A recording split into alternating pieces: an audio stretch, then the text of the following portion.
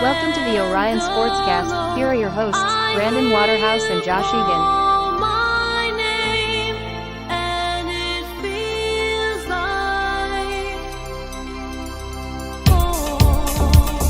Okay, everybody, welcome back to the Orion Sportscast. Brandon, buddy, what's going on here? We're gonna let this play? Let's let it play a little bit here. Yeah, fade that out, fade that out, fade that out, fade that out. Hey, if you guys got any requests, please let us know. We will play a new intro song if we feel like it. Josh, how you doing today? Good, we're good. We've got a little bit of a sickness bug here, but not LTIR, just an IR for a couple days, so we're good. We're good. Yeah, good to hear. I know we've been getting over some Call of Duty and getting back into talking, but we're here. Trust us, we're still going to be coming back with content. You were going to get into something about that music right there. What are you about to say? It's by as everyone knows, I'm big wrestling fan. It's by that's a Madonna song, but it's actually from a wrestler called Grado who fights in ICW. He's Scottish, and he comes out every match just dancing along with some Madonna. He actually beat remember Drew McIntyre? Oh yeah? Yeah, he beat him for the ICW championship. So No way. pretty good wrestler. But he's just a local indie guy. So that's what's up. That's good. He's doing pretty well. Definitely better than Aaron Rodgers is doing. Did you see that whole thing going down? Hey, one of my I mean, I wouldn't say favorite, but one of I like More to notable. watch Jimmy Kimmel. Growing up, he has some cool bits and whatnot, but Josh sent me over something crazy this morning that I wasn't necessarily even following along with. We had Jimmy Kimmel and Aaron Rodgers airing out some choice words. Josh, give us the rundown here. Yeah, so essentially, Aaron Rodgers, he goes on the Pat McAfee podcast I think it's Tuesday. It doesn't matter what day it is, but he has like a weekly spot on there where he goes on there, talks about what's going on, and he said some weird shit on that show, and Pat just kind of goes along with it. I don't know if Pat 100% agrees with him all the time, but he essentially went on the show and said that this was last week, saying that he's going to be popping bottles of champagne when Jimmy Kimmel's name comes out on the Jeffrey Epstein list. And then the list came out and Jimmy Kimmel wasn't on it. So then Jimmy Kimmel opened his first show of 2024 with essentially it was like a 7-minute monologue comedy skit about how Aaron Rodgers is essentially an idiot. And the point that we took away from it was, I mean, Jimmy Kimmel was kind of in the right here because he, one, was defending himself, two, he wasn't on the list, and three, Aaron Rodgers essentially and Pat McAfee were saying that it was just a joke, but like calling someone a pedophile isn't a joke. So I guess that's the issue, right? With like people in power just saying stuff like this, or these ginormous influencers, like stick to football, maybe. Like I don't know. Yeah, I was just gonna say, like, that third thing that you're losing your track of words for is just proven facts, maybe. Yeah, and you got to be able to back up these type of allegations, and like, yeah, you know what? There's so much you could get into with it. Yeah, just to take it from you there, it was like, if you haven't seen the clip, go and find the Jimmy Kimmel clip on Twitter, Instagram, wherever, YouTube now, I'm sure. Like, it really summarizes the whole situation. He goes over why he's talking about, and I like the angles that he came in on there with. Just thinking, one of my favorite ones was just like, because, well, two of them actually. Well, obviously the arrogance leads to ignorance or something like that from Aaron Rodgers. Yeah. And the G on the Green Bay Packers helmet must mean genius. Well, my favorite one was Aaron got 2 A's on his report card and they were both in his name. Yeah, he came correct. I don't know necessarily all the I'd like to say bots, but all the Twitter comments were going crazy. Like, we had some Aaron Rodgers people standing up for him in the comments and saying Jimmy Kimmel was shaking in his boots, or like no one would ever give this 7-minute monologue if they weren't really scared about something. But it's just like it's kind of I have no sympathy for bots on Twitter. Well, it's not even that he was worried about it and shaking in his boots. It's like he had to defend himself and kind of exactly. That's what I'm saying. There's it's like there's a point to where you can like someone and you're a fan of Aaron Rodgers and you just die or do what he does because you like what he puts the product on the football field or whatever. But like, coming to defense after stuff that has been clearly proven factually is just like a waste of time. I don't think people understand. I mean, people live their lives in the comment sections of social media, but like I just couldn't picture myself defending a man like Aaron Rodgers. I saw it best. I saw it best said like this: great football player, terrible person. You know what? I don't think we have to spend too much more time on that. That definitely necessarily summarizes what's going on in the media world with Aaron Rodgers. Obviously, the last one is there. How could you make the New York Jets worse? Well, we just found out. Let's have a season of Aaron Rodgers, and they got a little bit worse. Well, to be fair, he only played 4 plays. Well, So hopefully, this person will play a little bit more than 3 plays, maybe even 8 full healthy years of eight hockey. 4 year, We're talking about the eight more years. $92 million man, William Nylander. Josh, what was your reaction when you heard the rumor speculating and then it finally became official when William Nylander is hopefully staying here put as a relief? I think it was kind of anticlimactic, to be honest, because everyone saw it coming. Yeah. I think we gotta to get a full like picture of this, we gotta back it up to, let's say, June 30th, July 1st of 2023, because that's when you enter the last year of his contract, right? So um the rumors back then were the Leafs were willing to offer 9.5. He wasn't sure what he wanted to do. We'll never know the full conversations that went on between the two sides. And the Leafs ball was in their court. They left it. They said, "Okay, we'll talk, throughout the season or whatever." And Yep. things were pretty quiet to start. And if you sign this deal July 1st, is it a little less? Probably, but that's the risk you take, right? And William Nylander wanted to bet on himself, and my God, did he do it? And 11.5 for William Nylander right now. Does it look a little pricey? 100%. Is it going to look a little pricey in 2 to 3 years? Not so bad. Because that salary cap is going to go up. We're coming out of the whole players owing the owners money because of the COVID seasons and all that crap. But a lot of repercussions because of this signing, and we can get into those. But let's look at this on the positive. We got Willie Nylander for 8 more years. And what a player he has turned out to be. He loves Toronto, constantly puts up points. I think there's been 3 games this year where he hasn't put up a point. He started the season on a 17-game point streak. He got to play in his home city where he put up 3 points. One of them was a game winner in overtime. Like, this guy's having a hell of a year, and good for him. And it seems to me like he's the perfect player for Toronto because nothing seems to phase him. Like, he's always Willie Nylander, always showing up with Yeah. the stylish outfits, always the same demeanor during his media. I think he genuinely wants to be here too, which Yeah, I can't disagree there. I think yeah, something that stood out for me the most was I don't know if it was an interview he was doing, but he just called Toronto home. And he also stated how it's probably the one place where he spent most of his time on earth, just living. yeah. And obviously for him just to commit like that, hopefully can send a larger message for some of the, you know, superstars around the league or even within their own locker room right now, just to stay put, trust the process, if you will. Good friends over at Overdrive, close buddies of ours, was catching on and listening to them yesterday, and they're talking about how obviously this could mean a lot. And you know, hopefully with success on the ice, right? This can be more of a narrative of how you stayed around and made the team successful and contenders. And that instead of just the narrative around these were our highest paid players and we wasted so much more salary on keeping the stars around, but like there's pride involved. You know, good guys talking about the good guys over there over talking about you getting the schools named after you if you stay around, do things long enough. Like there's a real trademark you can leave in Toronto in this city. Like you're a superstar, you're an athlete, and you're on the high end of that spectrum here in the GTA, if you will. Mhm. You're pretty much a god. So if you bring some success our way and obviously just a little bit of loyalty, the people around this area will make sure that you're always remembered. So whether that's in landmarks, statues, schools, streets named after you, I think this goes a long way. Hopefully, even for maybe William Nylander catching up to Matt Sundin in the all-time points race of Leafs, and more importantly, as a Swede himself. Could happen for sure.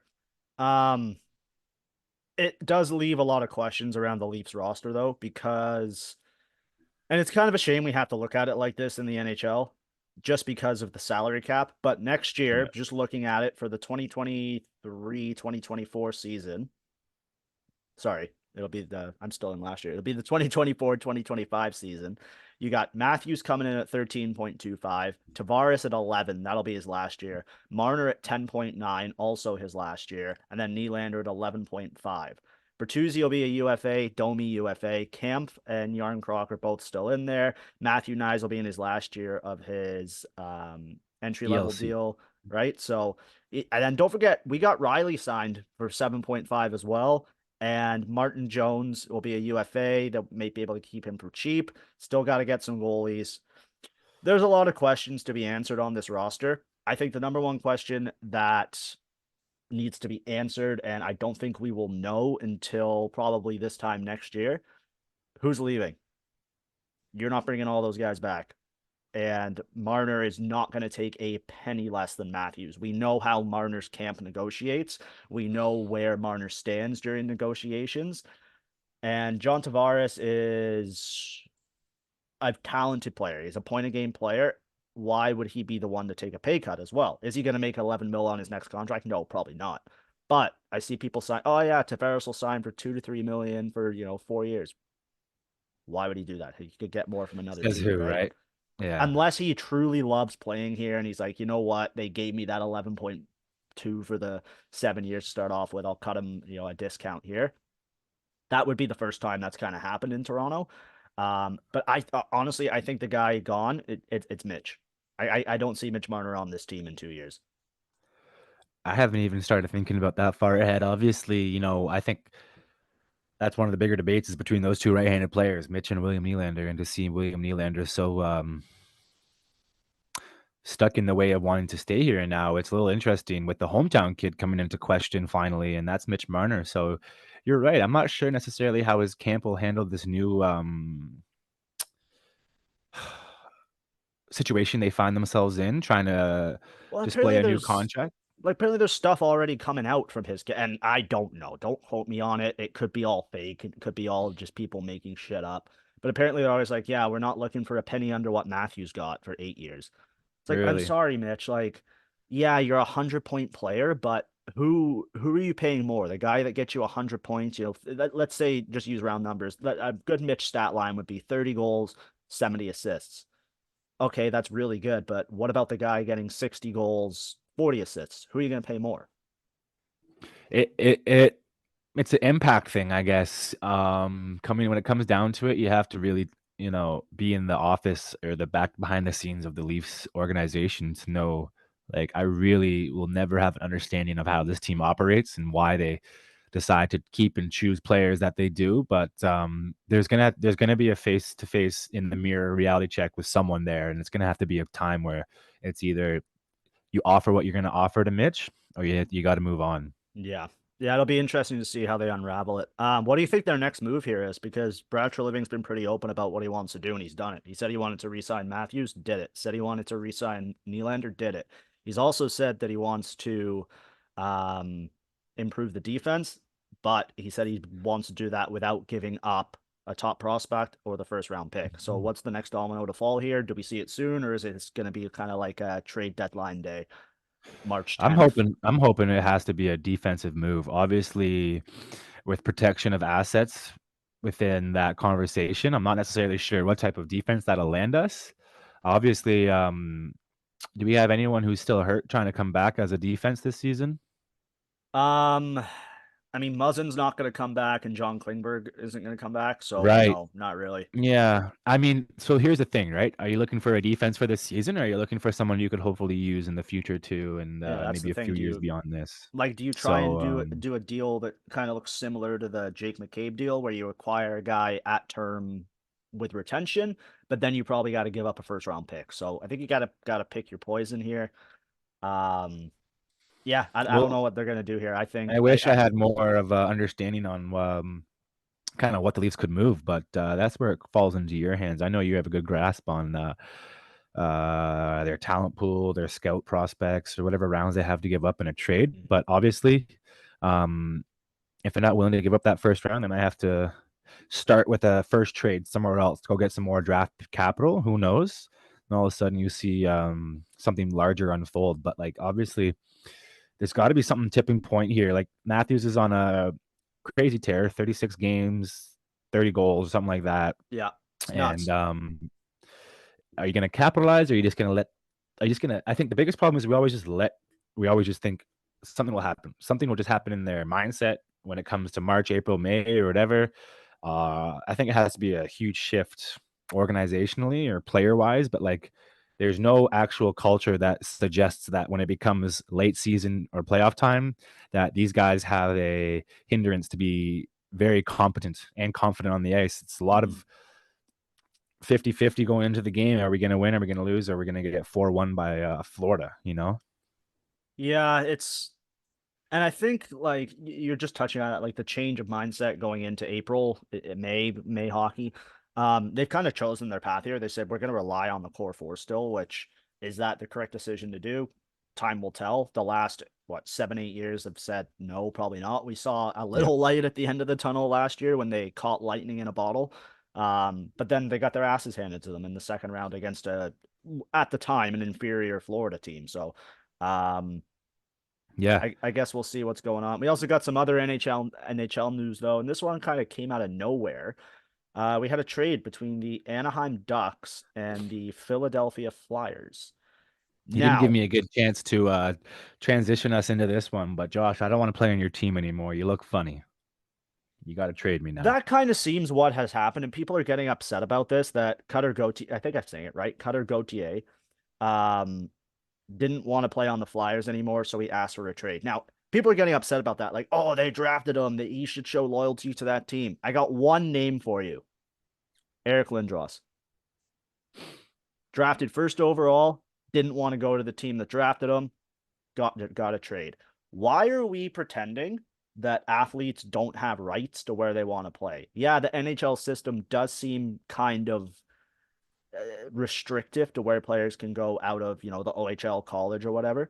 But if I get drafted by Minnesota and I don't want to go there, one, I don't have to sign my ELC. Two, I can tell them like, hey, I don't want to play here. Move me. Is that going to be tough on my career? Yeah, probably, because it probably puts me back 2 years. But he had the full right to do this, and he was able to get his way out. Another guy that did it, and I'm blanking on his name. He was the lead, Jimmy BC. He was the most like notable guy to do it. Right? He wanted to play in New York. He weaseled his way into New York. He's like, no, Yeah. I'm going back to college. He did it. Right? So athletes are And I'm allowed to sure do there's this, and people just get yeah, upset about it for no reason. there could be another sport or two in there where this has happened as well, but in terms of sticking with hockey, it's interesting. And then obviously you take a look at the reactions coming out of it. You got Danny Briere, you got Tortorella, you obviously got the owner, I'm drawing a blank on his name, all having a few comments on it. And straight to the point, if you don't want to be a flyer, you're not going to be a flyer. And I'm not necessarily sure if it was more something that this kid walked into their office with, or if it was something that they just knew that they weren't going to keep this type of individual in their system, where they already knew, like, if one player doesn't want to be a flyer, that could start to trickle around the locker room very quick, right? Yeah. So obviously I'm curious as to how this became known to the organization, right? Was it a scout leaking it, or was it a phone call, or did this kid go straight up, into the office upstairs and just say, "Hey, I'm not doing it right now"? I'm Well, not too apparently sure. they tried to meet with him at the World Juniors or something like that, and he kept dodging them. So I don't know. Oh, But you add this young, talented player to an Anaheim Ducks roster that's already loaded with young, talented prospects. That Ducks team's going to be sick in a couple of years, man. Like you're you're hoping so. You're hoping that yeah. it won't just be like a Oklahoma City Thunder reference, if you will, where they have all Mhm. this young draft capital that turns into high end talent, but like it's usually just a hotbed until these players grow out of it, and then they all choose to go somewhere else when they're 24, 25, or 26. Obviously, the biggest thing in this Anaheim Ducks situation is that these players grow into, a team that is competent enough to make the playoffs once or twice in a year before they show us that maybe, stars are willing to go down to Mhm. Anaheim and play on the defensive end, or, John Gibson's not going to be there the whole time, as an all-star goalie. They're going to have to let someone else take the ranks, or, it's going to one day Yeah. come down to some free agency. And obviously it's very, very, very promising what their team looks like in terms of high-end talent right now. So I know you're a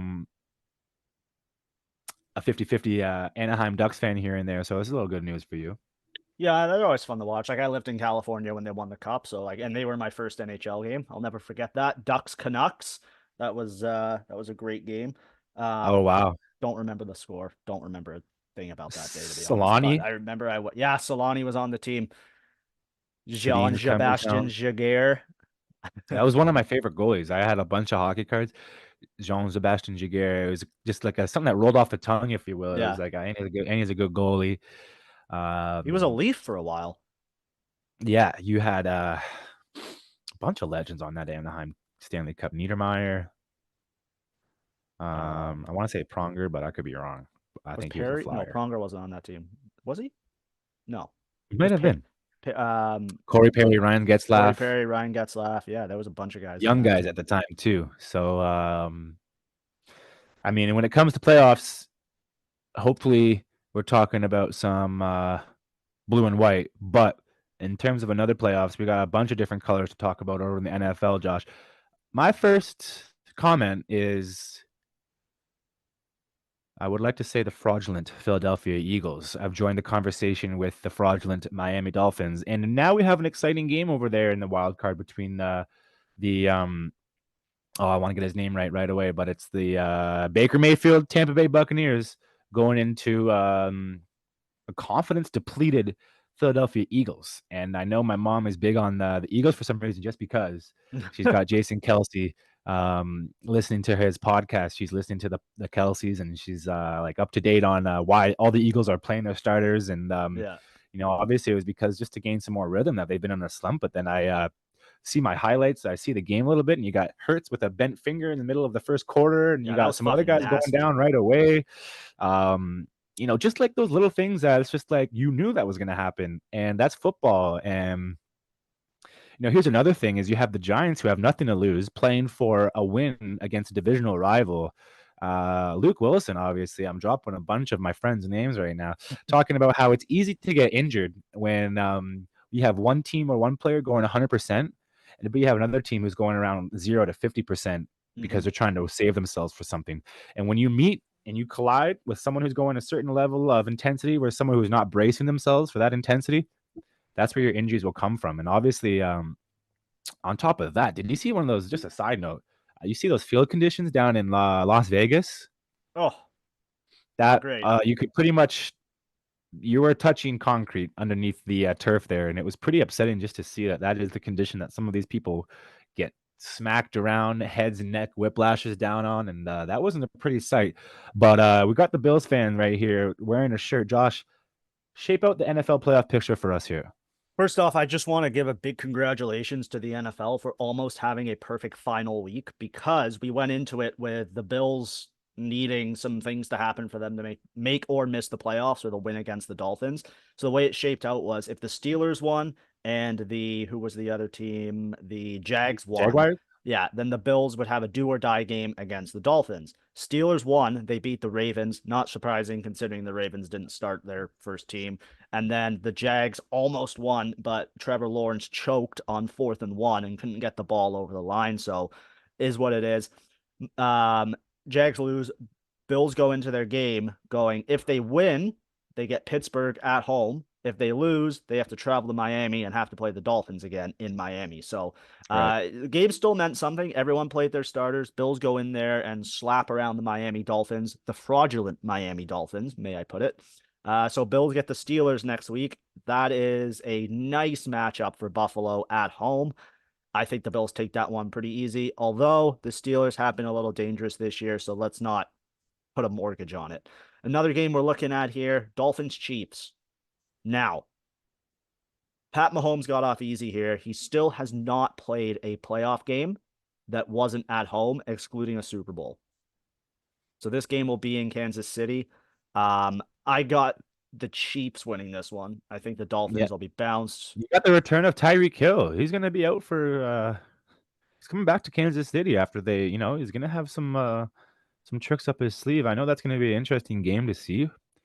Oh wait, no, sorry, it's on the road in Miami, you said, right? Yeah, it's no, it's in Yeah. in Oh, KC. okay, so it's in Kansas City. So, Yeah. Jeez, kicked my lighter out from underneath me now. My one light's It's all good. going a Brandon's little having some crazy. technical difficulties here. But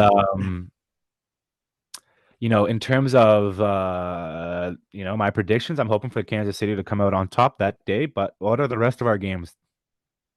Yeah, so we got Browns Texans. That's, just a nice little warm up Saturday 4:30. Don't really have an opinion on that one. Like I think the Hey, Texans probably that's exciting. What do you got? I got something in there. You got CJ Stroud, the rookie, and then you got That's true. That's the true. complete other opposite end. You got Joe Flacco and the Cleveland Browns. That'll be a game to watch. I'm excited because I think both those teams have the right to have a better season ending script to move on to the divisional round. Like it's cool for both those teams to make the playoffs, but Yeah. now either of them moving on past that game, super success, I guess, for those teams. Yeah. Yeah. And Joe Flacco making his case for comeback player of the year. He'll probably lose it because, DeMar Hamlin is still in the NFL, but we'll see. We'll see there. That's a great story. All What right. other games we got here? We did Dolphins, Chiefs, Steelers, Bills, Packers, Cowboys in Dallas. Packers don't stand a fucking chance in this one. Cowboys are I'm going to pretty sure steamroll this them. is the first time they've played each other since that one infamous Des Bryant catch or no catch a few years I back. think it is. I think it is. And Cowboys probably put up 45 plus on these guys. got a lot That of, yeah. Packers team's too young. Jordan Love, playoff game in Dallas under the lights. I don't see it going too well for the old Pack over there. And Dak Prescott is gonna, here we go, all his way to a win. Rams, Lions. I don't know, Another man. nice little storyline there. I think you got Matt Stafford coming back to Detroit to play a game. Yeah, and Detroit hasn't looked the best the last 3 weeks of the season. I don't think they're ready for a playoff run here yet. We'll see if they can. Like they're at home, so they probably do all right. But, um, you know, the Rams got weapons as well, man. Like Detroit will smother you defensively, but I wouldn't be surprised if the Rams pull this win out. I like it for the Rams. I think if I was to, if you were to give me $20, I'd throw that on the Rams. I'm excited. There's actually a little bit more storyline than you think when you just dive a little bit deeper into the NFL playoffs. Mm-hmm. But you got anything closing remarks going into the wild card weekend here?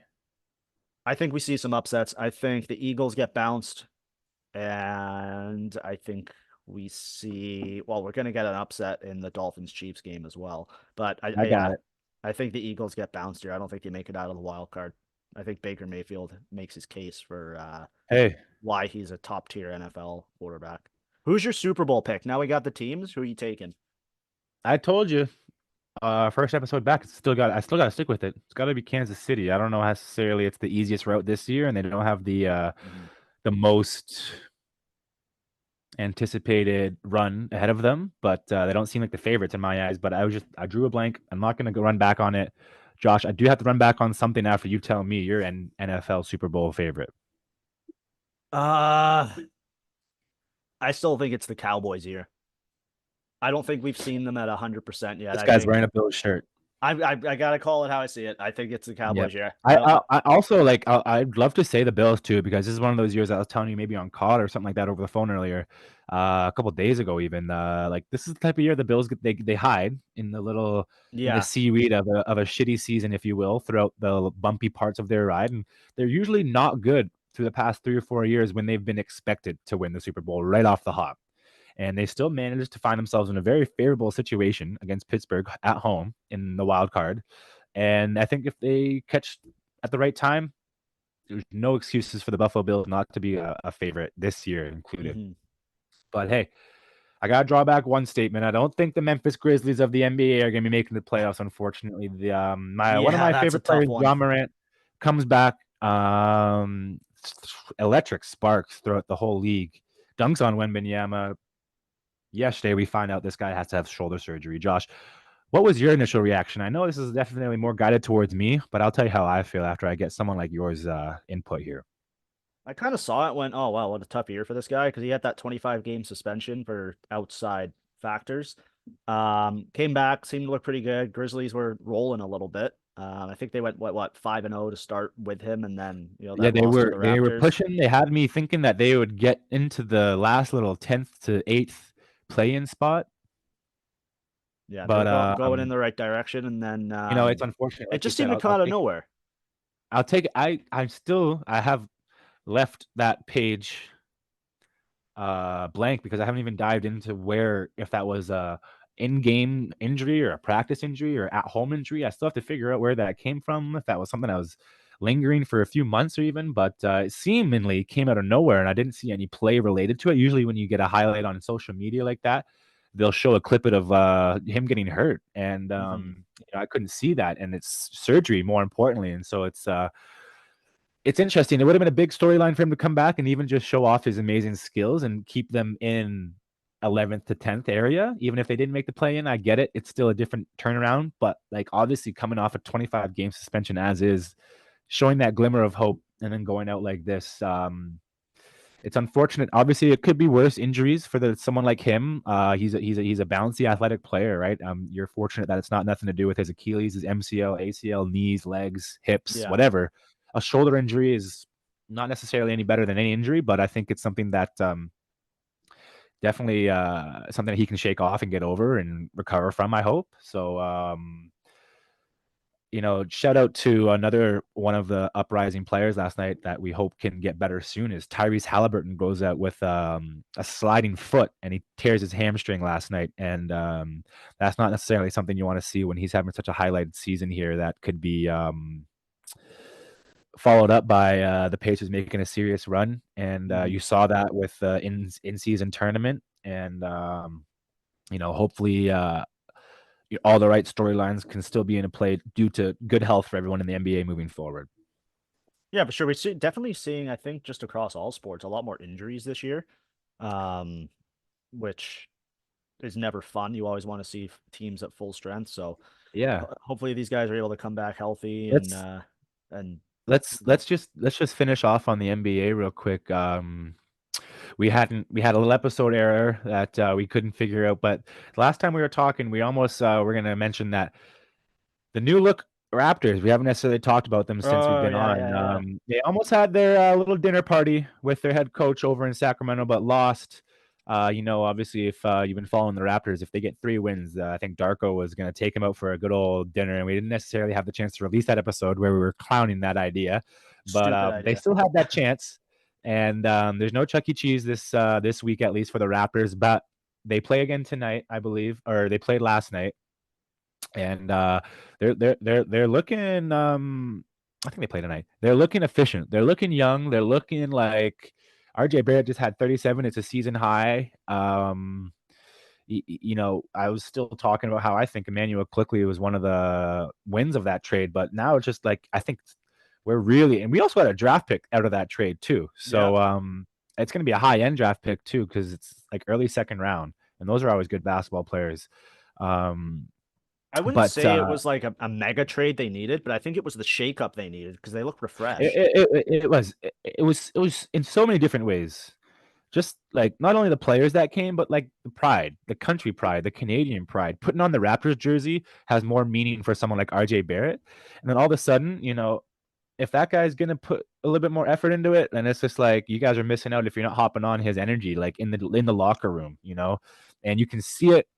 You got RJ trying to teach quickly the Toronto slang and how to be a Toronto man's, if you will. I think that's where the Raptors are going to be most lethal, is when people just want to be a Raptor, and it's not necessarily a place where you are stop and go in your career. It's just like a landmark. This has to be a place just like the Leafs, where it's traditional, it's winning, and there's not much compromise. If we're losing out and we're 11th or behind, like shit should hit the fan. We should be flipping shit up and down because it's not acceptable. 2019, we're the champions, and we still have Masai behind the helm, and it's just like, what are you going to do? Are you going to prove your authority here? I think so far, mid-January, glad to see RJ and Emmanuel as a Raptor. Yeah, for sure. Great additions to the team. From what I've seen, they've looked good. So hopefully they can use that to kind of. Here's a subtraction to a team. I'm always trying to jump in on you, but we got a little transition. One subtraction to the Nike athletic team is Tiger Woods no longer a Nike athlete. Now that kind of threw me for a shock, but I don't think that he'll be short-lived of people or suitors trying to gear up on Tiger Woods. What are your thoughts? I just think he's going to try to build his own brand now, man. Like, I mean, Tiger Woods is already a brand in himself. I just think this partnership has run its course. So, Absolutely. And sometimes you're always thinking of like people like that in a lifetime deal or whatnot. So I was kind of interested when it was like no more. And I know it started out when he was coming back from his injuries and he started putting on the FootJoy shoes. Yeah. And a lot of people were like, uh-oh, like if you're Nike, you're not making shoes for Tiger that are comfortable, like, and just throwing your branding on it. And it must have just been that much of a stance that he took where it's just like, you guys aren't doing it for me, or it's more political, or it's more fit, like actual athletically geared decisions. But yeah, I mean, it's pretty big news. What is it? 27 years of Something like partnership, I that. believe, with Yes. Nike. And you know, if you were a kid growing up trying to get a set in my era, your era, it's just the Tiger Woods golf set, and you're good to go. You go to Golf Town or you go to Sport Check, and you get your TW shirt, TW belt, shorts, it's everywhere. And you know, it's groundbreaking, and obviously Tiger Woods' competitive nature is yet to be seen as of recent to see if he's a killer to get back out there and really rep some type of brand. But I think the Tiger Woods brand is, as long as like Nike releases those, like the trademarking, and as long as they don't hold on to that and it doesn't become a scuffle in the law area, like I'd love to see a Woods inspired by himself company.